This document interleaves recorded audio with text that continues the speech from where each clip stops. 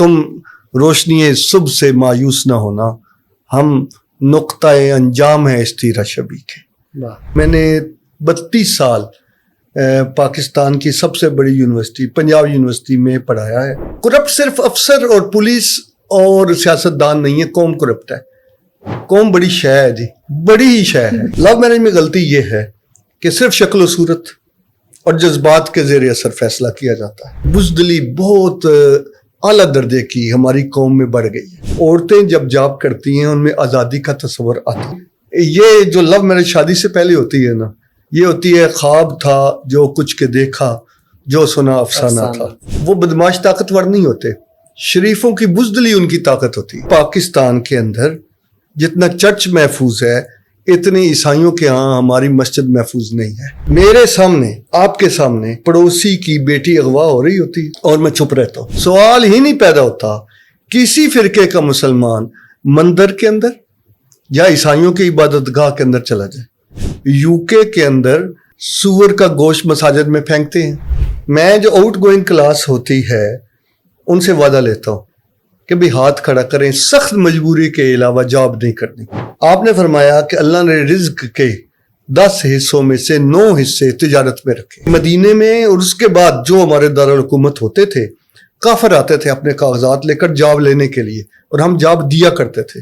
اسلام یہ کہتا ہے کہ لڑکے اور لڑکی دونوں کی رائے لی جائے. قرآن مجید کہتا ہے عورتوں کے گھروں میں ٹک کر رہے ہیں. ہماری 90% بچیاں یاد آ رہے ہیں. السلام علیکم جی، حسنین KB پوڈ کاسٹ میں خوش آمدید. آج میرے ساتھ جو شخصیت موجود ہیں وہ سوشل ایکٹیوسٹ بھی ہیں، ایجوکیشنسٹ بھی ہیں اور بزنس مین بھی ہیں، اور ایک مطلب ان کا اس وقت جو ہے وہ ایک فارمر بھی ہیں. میرے ساتھ موجود ہیں جناب ڈاکٹر اشتیاق گوندل صاحب. ہم زندگی کے بہت سے پہلوؤں پہ بات کریں گے ان سے. ڈاکٹر صاحب بہت شکریہ آپ کے ٹائم کا. جزاک اللہ.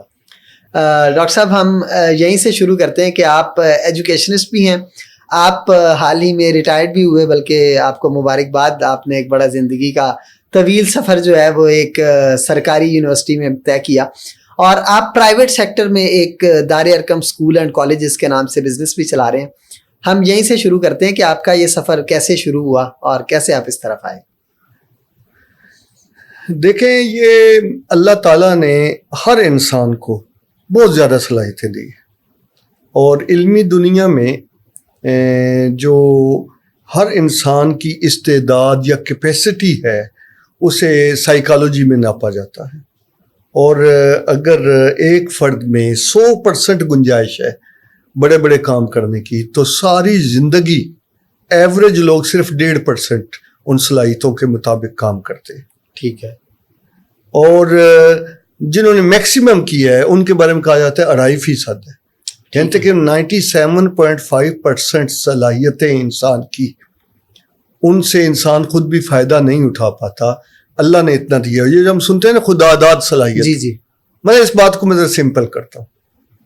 کوئی بھی انسان ایسا نہیں ہے کہ جو جہاز نہ اڑا سکتا ہو. ٹھیک ہے. اس کے اندر یہ موجود ہے، لیکن اسے ٹریننگ دی جائے گی تو ظاہر. اب آپ جنوبی پنجاب سے سرائکی ہیں، میں شمالی پنجاب سے ہوں، پنجابی بولتا ہوں جی، لیکن ہم دونوں فرانسیسی بول سکتے ہیں بالکل، اگر سکھائی جائے، سکل ہو. ہم پشتو بول سکتے، ہم فارسی بول سکتے. اسی طرح سے جو آپ نے میرے بارے میں مجھ سے پوچھا تو قطعاً کوئی دعویٰ نہیں ہے. اللہ تعالیٰ نے جتنا دیا ہے انسان کو اور جتنا نوازا ہے صلاحیتوں سے، اس کے اعتبار سے بہت ساری صلاحیتیں انسان کے ساتھ ہی چلی جاتی ہیں. ٹھیک ہے. اب میری اپنی زندگی پر میں نظر دوڑاتا ہوں تو میں نے 32 سال پاکستان کی سب سے بڑی یونیورسٹی پنجاب یونیورسٹی میں پڑھایا ہے. بالکل. میں بڑے بڑے دعوے کروں تو جب میں اللہ کی طرف سوچتا ہوں تو کوئی دعویٰ بنتا نہیں ہے. بالکل. ان 32 سالوں میں میں اس سے اچھا بھی پڑھا سکتا تھا، لیکن میری زندگی اللہ تعالیٰ کے فضل و احسان سے ایسی گزری کہ پیرالل میں نے اپنی اسکول لائف سے چھوٹے موٹے بزنس شروع کیے اور ان میں زیادہ تر ناکام ہوئے. ٹھیک ہے. اور انسان کو عادت ہے کہ ہر مجلس میں دوسروں کے سامنے وہ کامیابیوں کا ذکر کرتا ہے، اور کوئی ایک کامیابی بہت ساری ناکامیوں پہ پردہ ڈال دیتی ہے. بالکل.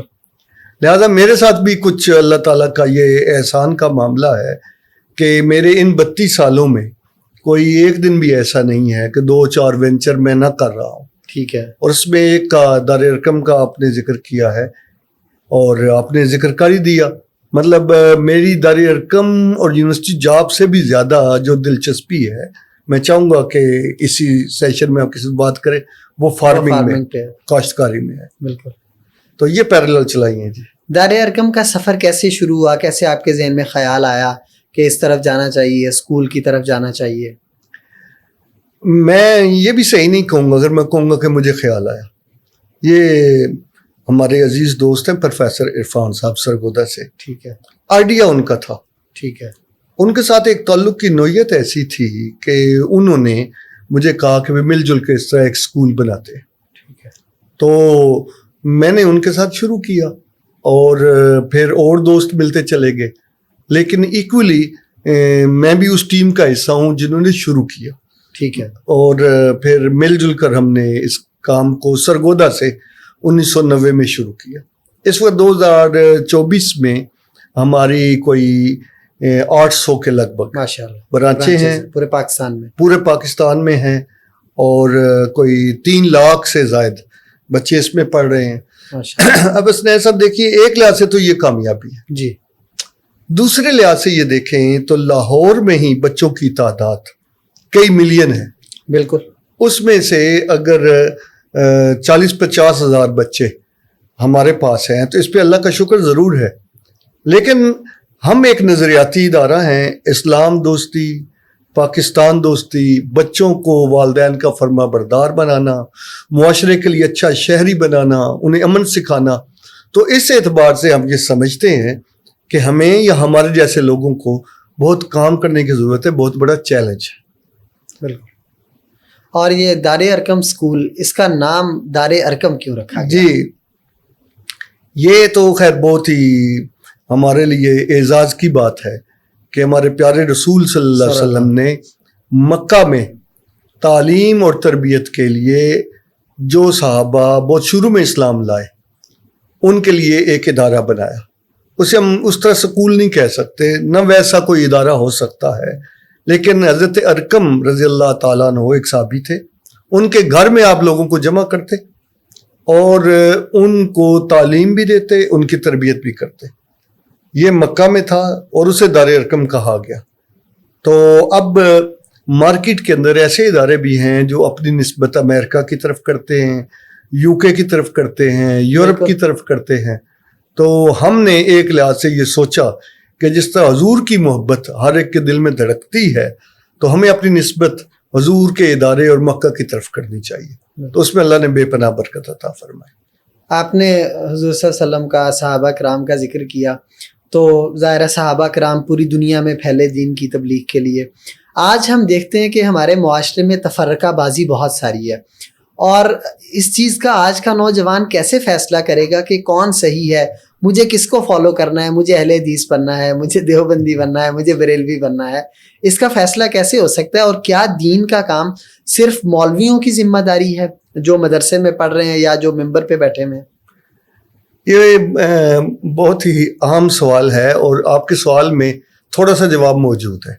جب آپ جیسا سمجھدار بندہ یہ سوال کرتا ہے کہ کیا دین کا کام صرف مولویوں کی ذمہ داری ہے، اس میں خود بخود یہ جواب ہے کہ یہ تو ہر مسلمان کی ذمہ داری ہے. دوسرا، یہ احساس اور تاثر شاید میرے لیے قبول کرنا ممکن نہیں ہے کہ فرقہ بندی یا فرقہ پرستی بہت زیادہ ہے. نوجوان نسل کنفیوز ضرور ہے، پریشان ہے، کیوں؟ وہ اللہ اور اس کے رسول سے محبت رکھتی ہے. اب جو فرنٹ پہ نظر آتے ہیں یہ وہ علماء ہیں اور خطیب ہیں کہ جن کا احترام اتنا ہی ہو سکتا جتنا ایک انسان کا ہے، وہ تو ہے جی. لیکن آگے احترام کرنا بڑا مشکل ہے کہ جس کے ہاتھ میں محبت کا صحیفہ ہونا چاہیے اور لوگوں کو جوڑنا ہونا چاہیے، وہ جب توڑے اور اس کے پاس فتوے کی پٹاری ہو تو پھر ظاہر نوجوان جو ہیں وہ بھی بددل ہوں گے. بالکل. ایک نیگیٹو میسج بھی جائے گا. بالکل. البتہ حسنین صاحب، یہ بڑی دلچسپ بات ہے کہ نماز جمعہ پاکستان کے معاشرے میں بڑے شاندار طریقے سے ہوتی ہے. بالکل. اور نماز جمعہ والے دن 2 خطبے ہوتے ہیں, ایک اردو اور ایک عربی. اردو خطبے میں چونکہ زیادہ تر لوگ جو ہیں وہ ایسی بات کر دیتے ہیں جو شدت پر اور توڑنے پر مبنی ہوتی ہے, یا یہ تاثر بن گیا اگر نہیں بھی کرتے جی, تو 100 میں سے 10% لوگ آتے. اور جب عربی خطبہ ہونا ہوتا ہے اور جب نماز کے لیے کھڑے ہونا ہوتا ہے تو تب باہر والی گلی اور سڑک بھی بھر جاتی ہے آخری 5-10 منٹوں میں. یہ کیوں ہوتا ہے؟ اگر خدا نخواستہ ہماری یوتھ یا ہمارا معاشرہ دین سے دور ہوں تو وہ نہ آئے نا. بالکل, وہ آتے ہیں.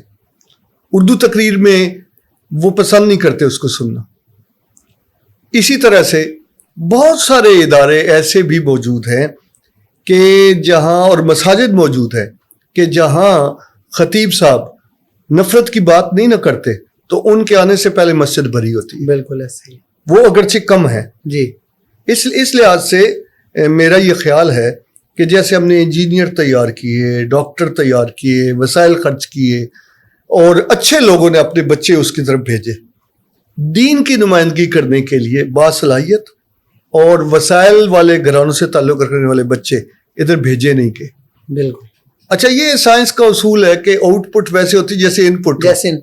جب آپ معاشرے کے غریب لوگ جن کے پاس وسائل کم ہیں, معاشرے میں ان کا سٹیٹس بھی کم ہے, اور پھر ان کو آپ تنخواہ بھی کم دینا چاہتے ہیں. بالکل. تو اس لحاظ سے یہ صرف میں ان پہ نہیں ڈالتا. جی جی, میں یہ کہتا ہوں آؤٹ پٹ پھر ویسے ہی ہونی ظاہر ہے. تو اس وجہ سے اسے ہم ایڈریس کر سکتے ہیں بشرطے کہ دین کی نمائندگی کرنے کے لیے اچھے وسائل والے لوگ وہ بھی سامنے آئے. بالکل. جن کی معاش بھی بہتر ہو, جن کا سٹیٹس بھی بہتر ہو, اور معاشرہ قبول کرے کہ قرآن اور سنت کی وجہ سے ان کی برتری ہم پر ہے, بشرطے کہ وہ توڑنے والی بات نہ کرے. بالکل ٹھیک ہے. حضور علیہ الصلوۃ والسلام کے دور میں بھی منافقین بھی تھے, عبداللہ بن ابی کا ذکر بھی آتا ہے, اور بھی بہت سارے لوگ. اب وہ پہلی صف میں نماز بھی پڑھتے تھے.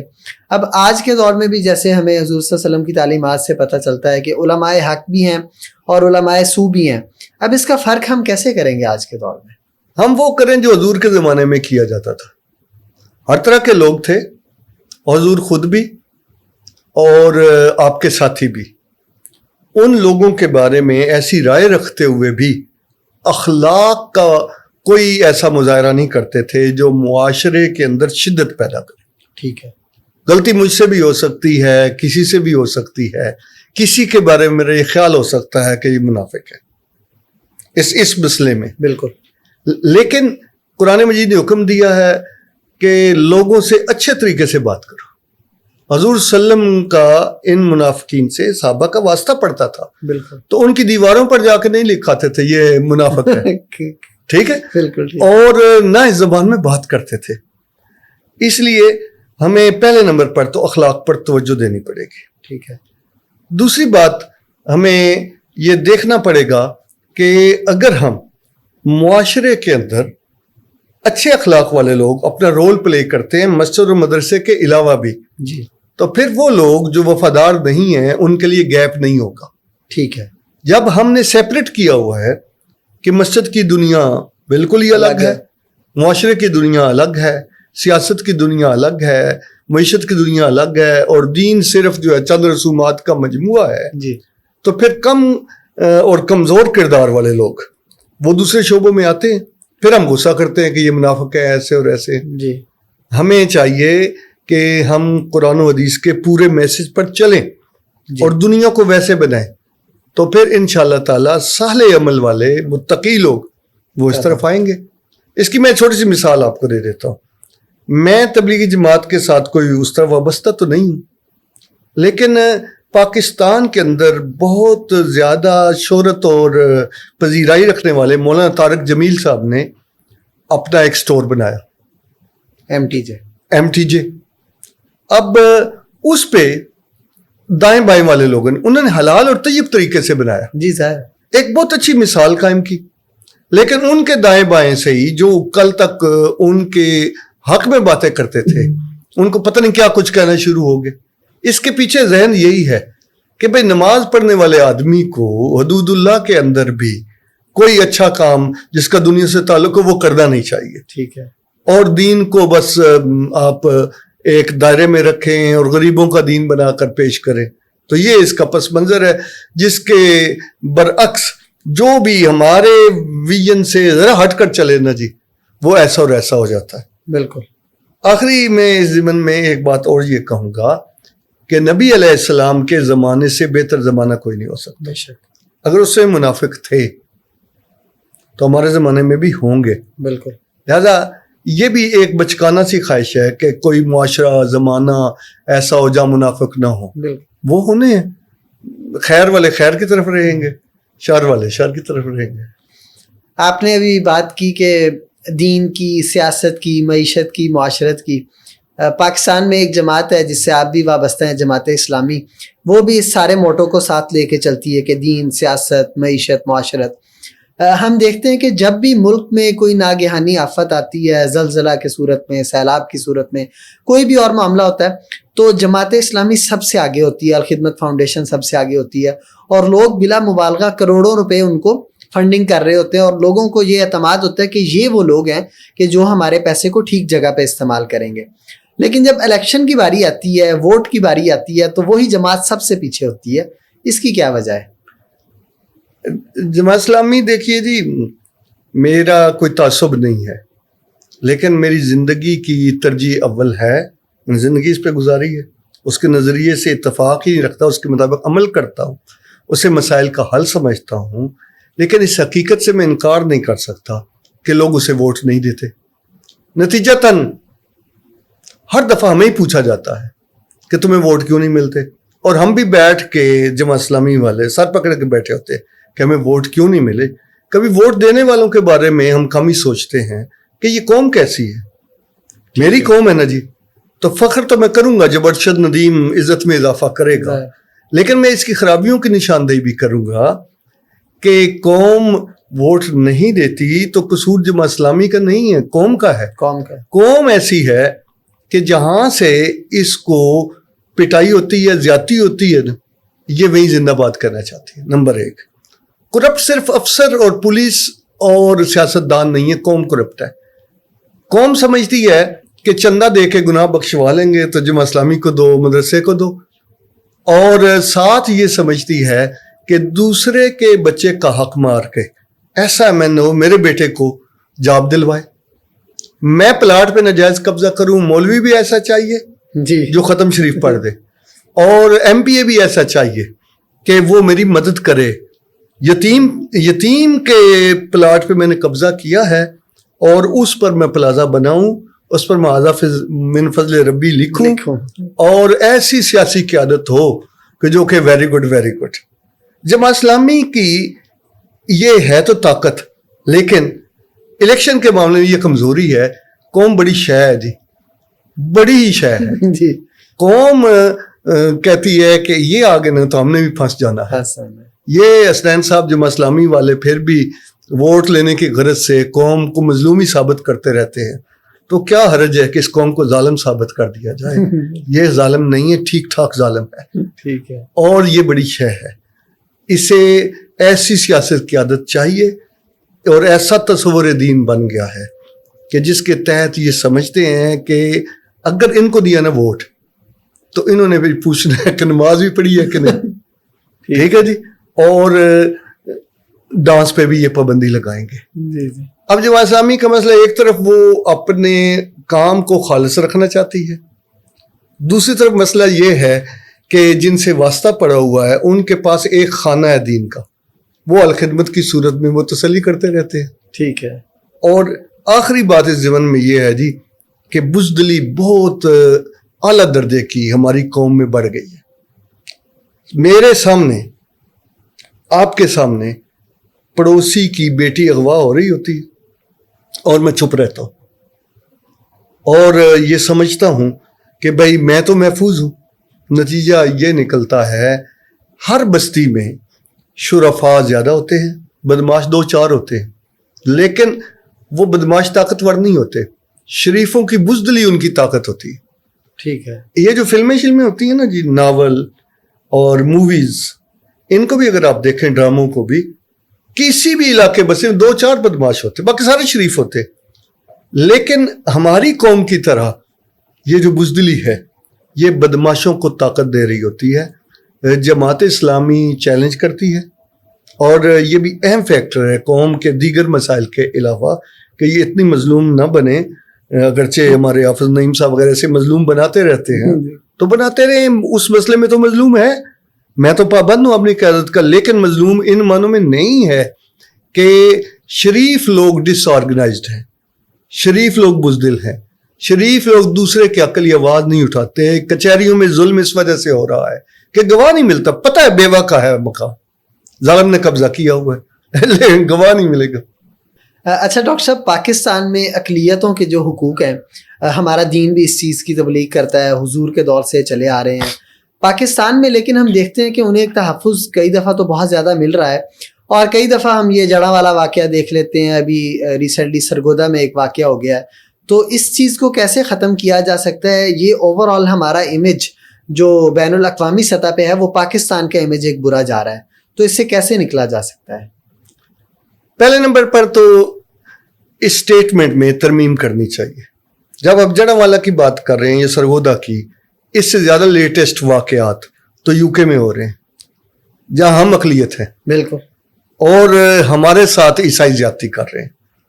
और ये कितना इंसाफ के खिलाफ होगा कि मैं कहूँ कि यूके की गवर्नमेंट और यूके का सारा मुआशरा ऐसा है, वो चंद नस्ल परस्त ईसाई हैं जो ज़्यादती कर रहे हैं। ऐसा ही पाकिस्तान के अंदर सबसे ज्यादा पुरअमन लोग रहते। जब 100 बंदों के अंदर मलेरिया की वबा फैलेगी तो 10 अगर एक बिरादरी के उस वबा का शिकार हो रहे हैं तो एक दूसरी बिरादरी का भी हो जाएगा। बिल्कुल ठीक है। इसलिए इन जनरल पाकिस्तान के अंदर जितना चर्च महफूज है इतनी ईसाइयों के यहाँ हमारी मस्जिद महफूज नहीं है। बिल्कुल ठीक है। ठीक है जी, जितने ज्यादा मंदिर यहाँ महफूज हैं इतने ही महफूज हैं जितने इंडिया के अंदर है। सवाल ही नहीं पैदा होता किसी फिरके का मुसलमान मंदिर के अंदर या ईसाइयों की इबादतगाह के अंदर चला जाए। एक मैं इस मौके से फायदा उठाते हुए ये कहूंगा कि एक गैर मुस्लिम ग्रुप ऐसा है कि जिनके साथ हमारा मामला सख्ती का है, वो कादियानी है। बिल्कुल ठीक है जी, वो इस वजह से है कि वो हमारे आइन को नहीं मानते। बिल्कुल ईसाई हमारे आइन को मानते हैं। हमारा आइन जिसको मुसलमान के वो उसको मुसलमान मानते हैं, जिसको काफिर के उसको काफिर मानते हैं। अब मैं 25 के करीब मुल्कों में गया हूं ना, तो जिस मुल्क में मैं गया हूं तो मैंने वहां के आइन के मुताबिक अमल किया है। जाहिर, ठीक है जी। अब ये जो आप अकलीतों की बात कर रहे हैं, एक अकलीत का मसला है, वो चीट करते हैं, वो अपने आप को मुसलमान शो करते हैं। बिल्कुल। अच्छा, ये पेप्सी कोला का हक है जी कि पेप्सी कोला जाली पेप्सी बनाने वाले के खिलाफ अदालती कार्रवाई करे। इसमें भी मेरा ये ख्याल है कि अगर कोई बहुत ही ज्यादती की है कभी किसी ने, मिर्ज़ाइयों के मामले में भी, मसलन अगर कोई ज़बान नाजायज इस्तेमाल करता है, चाहे वो आलमी दीन कोई, हम उसे दरख्वास्त करेंगे कि भाई हमारे दीन ने मना किया है। बिल्कुल ठीक है। अदरवाइज पाकिस्तान अकलियतों के लिए मैं यहाँ ये कहूँगा कि अभी जो सरगोदा वाला वाक़या है, पूरा सरगोदा नहीं पूरा पाकिस्तान यक ज़बान था कि भाई ये गलत हुआ है। ईसाइयों को पनाह देने वाले भी मौजूद थे और वो ज़्यादा तादाद में थे, हमने उसे डिसओन किया है। ठीक है। लिहाजा हमें आगे बढ़कर ये बात करनी चाहिए कि मुसलमान फ्रांस में गैर महफूज हैं, हमारी बच्चियों के सरों से स्कार्फ छीना जाता है, उनके स्कूलों में दाखिले ख़त्म किए जाते हैं। यूके के अंदर आपका भी ज़ाहिर राब्ता होगा, सूअर का गोश्त मसाजिद में फेंकते हैं। लेकिन मैं यहाँ के ईसाइयों या वहाँ के ईसाई उन्हें काबिल एहतराम समझता हूँ। मैं मुजरम को मुजरम रखता हूँ, पूरी कम्युनिटी को नहीं करता। बिल्कुल। लिहाजा हम भी आपके प्रोग्राम की वसातत से ये कहते हैं कि अभी मैं यूनिवर्सिटी से यहाँ शिफ्ट हूँ नए मकान में, मेरे घर के अंदर रोज़ाना आवाज़ें आती थी। चर्च में जो वो अपने मजहबी गीत पढ़ते हैं, घंटियाँ बजाते हैं, और मैं अगर डिस्टर्ब होता भी हूँ तो मुझे बर्दाश्त करना चाहिए। क्यों? मेरी मस्जिद से अजान होती है तो वो डिस्टर्ब होते हैं। बिल्कुल। तो ये वो रवादारी है जिसमें पाकिस्तान का मुआशरा बिल्कुल ठीक है। اور کئی شہر میں بتا سکتا ہوں کہ جہاں بڑے بزنس مین آج بھی ہندو ہیں، مثلا سبی کا علاقہ ہے، جیکب آباد کا علاقہ ہے، سندھ کے اندر کئی علاقے ایسے ہیں. تو اس لحاظ سے ہمیں معاذ رد عمل میں آ کر ڈیفینسو نہیں ہونا چاہیے. بالکل. ڈاکٹر صاحب آپ چونکہ کاروباری شخصیت خود بھی ہیں اور لوگوں کو بھی اس کی ترغیب دیتے ہیں کہ دین نے بھی اس چیز کی ترغیب دی ہے، آپ اپنے اسٹوڈنٹس کو کہتے ہیں کہ ڈگری کے بعد جاب ڈھونڈنی نہیں ہے، جاب دینے والا بننا ہے، تو اس کے پیچھے کیا راز ہے؟ نہیں، میں صرف کہتا نہیں ہوں جی، میں جو آؤٹ گوئنگ کلاس ہوتی ہے ان سے وعدہ لیتا ہوں کہ بھی ہاتھ کھڑا کریں، سخت مجبوری کے علاوہ جاب نہیں کرنی. ٹھیک ہے. دنیا کے اندر اس وقت بھی 2024 میں بھی لوگوں کو جو رزق مل رہا ہے وہ آقا علیہ السلام کی حدیث کے مطابق مل رہا ہے. بے شک. آپ نے فرمایا کہ اللہ نے رزق کے 10 حصوں میں سے 9 حصے تجارت میں رکھے. واہ. آپ پاکستان دیکھیں، صومالیہ، ایتھوپیا، افریقہ کے غریب ممالک دیکھیں، یا چمک دمک والا امریکہ دیکھ لیں، ہر جگہ پہ رزق زیادہ تجارت کے ذریعے آ رہا ہے. ایسے اسلام اگر پھیلا ہے، مثلا ہمارا خاندان پچھلی نسلوں سے ہندو تھا، تو یا تاجر آئے تجارت کے لیے، جاب کرنے والے نہیں آئے، ظاہر. ان کے ذریعے ہمیں اسلام کی دولت ملی.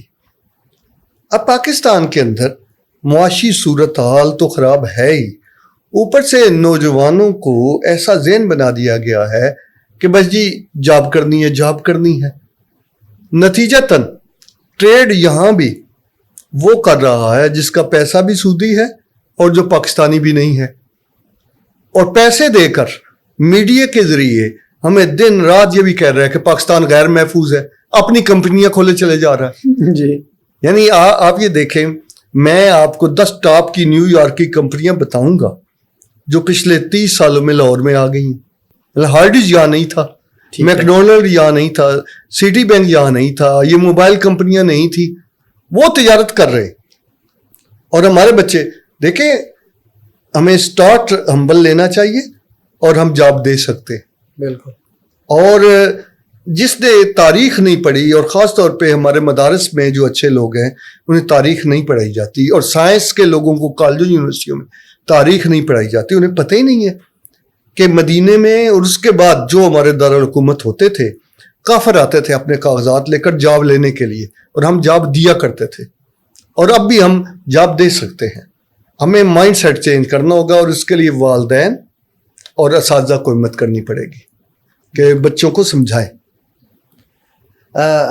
ہمارے معاشرے کا ایک بڑا اہم مسئلہ شادی کا مسئلہ ہے، اور اس میں لو میرج اور ارینج میرج کا فرق دیکھا جاتا ہے. ایک تو لو میرج اور ارینج میرج کا فرق شریعت کی نظر میں کیا ہے، ایک تو ہمارا بنایا ہوا ہے، اور دوسرا لو میرج کرنا کیسا ہے اور اس کی طرف جانا کیسا ہے، اور اس میں والدین کا کیا رول ہے کہ جو بچے لو میرج کی طرف جانا چاہتے ہیں ان کے جو والدین ہیں ان کے لیے وہ کیا پیغام ہے؟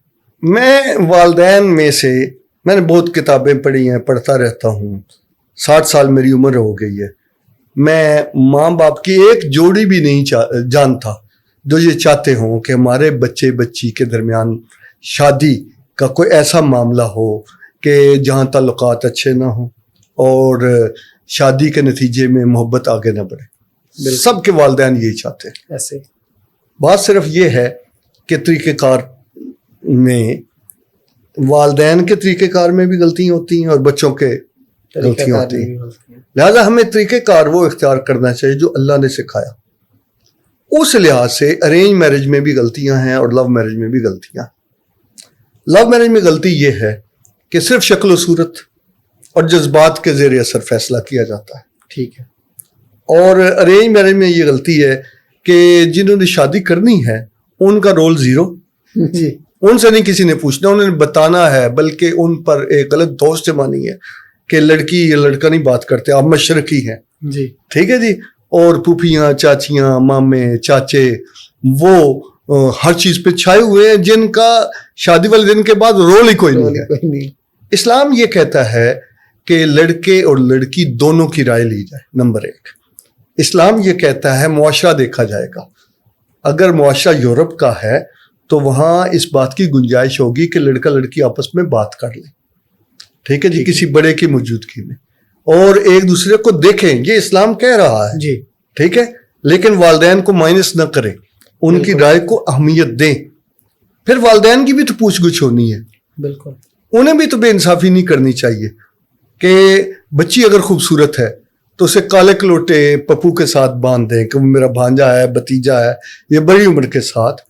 تو والدین کو بھی لو میرج اور ارینج میرج کے درمیان اپنا رول ٹھیک کرنا پڑے گا. ٹھیک ہے, اس لحاظ سے دین والدین کی بھی تربیت کرتا ہے.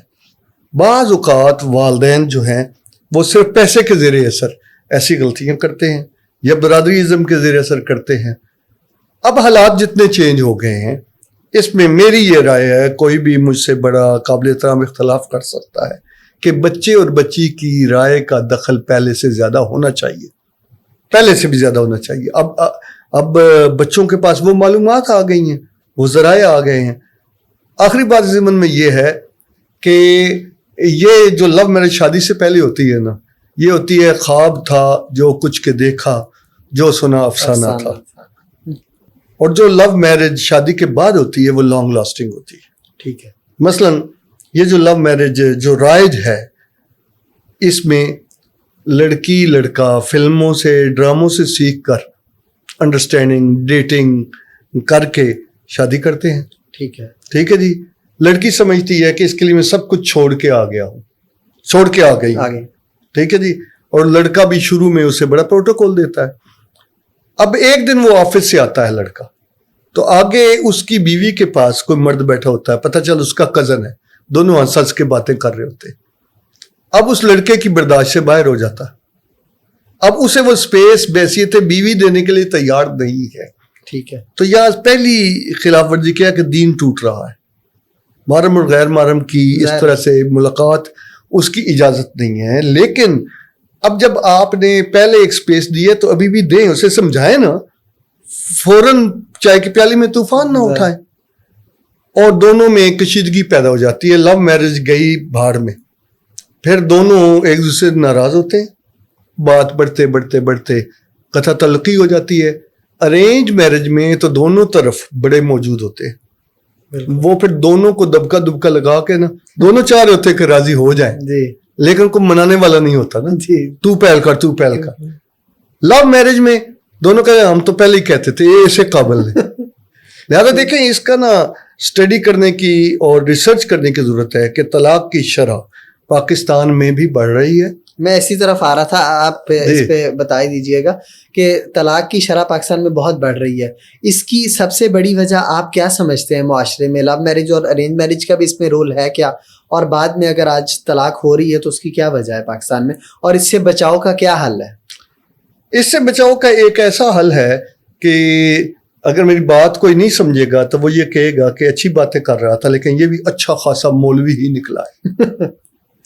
اس کی وجہ یہ ہے کہ خواتین کو گھر کی کاسٹ پر, بچوں کی تربیت کی کاسٹ پر مجبوری کے علاوہ جاب نہ کروائی جائے. زیادہ ان بچیوں کو طلاق ہو رہی ہے کہ جو جاب کرتی ہیں, جو معاشی طور پر مستحکم ہے جی, اور وہ قائل ہو جاتی ہیں کہ مرد اور عورت برابر ہے. اور مرد اور عورت برابر نہیں ہے, کئی معاملوں میں عورت آگے ہے, ماں کے قدموں تلے جنت ہے, لیکن ہسبینڈ اور والد کے حقوق زیادہ ہے. ٹھیک ہے. اب میرا یہ خیال ہے کہ قرآن مجید کہتا ہے عورتوں کے گھروں میں ٹک کر رہیں, قید نہیں کیا جا رہا ہے, شوہر کی ذمہ داری لگائیے تفریح, ٹھیک ہے, محرم کے ساتھ, بھائی کے ساتھ, لیکن اس کو گھر میں رہنا چاہیے. اس کو جب ہم دین پر چلنے والے زیادہ سختی کرتے ہیں, تفریح بھی نہیں کرواتے اور ان کی خوشیوں کا خیال بھی نہیں رکھتے, وہ مواقع بھی نہیں دیتے. دیکھیں عورت میں اظہار کی خواہش مرد سے زیادہ ہے, اس نے اچھے کپڑے پہنے ہیں اور آپ چاہتے ہیں وہ کہیں بھی نہیں, عورتوں کو بھی نہ دکھائے. ٹھیک ہے, اوپر آپ برقع بھی وہ پہناتے ہیں جو اسلام نہیں ہے, وہ لوکل ہے, ٹوپی والا. ٹھیک ہے نا. تو اب وہ لڑکی کہ جس نے تعلیم حاصل کی, جو جاب کر رہی ہے, اس کو فوراً آپ اس پہ لائیں گے. لہٰذا یہ بڑا پیچیدہ سا مسئلہ ہے طلاق کی شرح کا بڑھنا. عورتیں جب جاب کرتی ہیں ان میں آزادی کا تصور آتا ہے. 2-3 جابز تو کم از کم ایسی ہیں کہ جو عورتیں نہ کریں تو گناہ, نہ کریں تو گناہ. یعنی یہ نہیں کہہ سکتے عورتیں جاب نہیں کر, میں یہ نہیں کہہ رہا. مثلا لیڈی ڈاکٹر عورت ہی کو ہونا چاہیے. بالکل. مسلمانوں کا شہر ہو, اور ڈیلیوری کیس اور سرجری کے اندر جہاں 1 انچ کپڑا عورت کے وجود پر نہیں ہے اور غیر محرم مرد آپریشن کر رہا ہو اور وہ بچی پیر صاحب کی بھی ہو سکتی ہے, مولوی صاحب کی بھی ہو سکتی ہے, تو وہاں تو عورت ہونی چاہیے.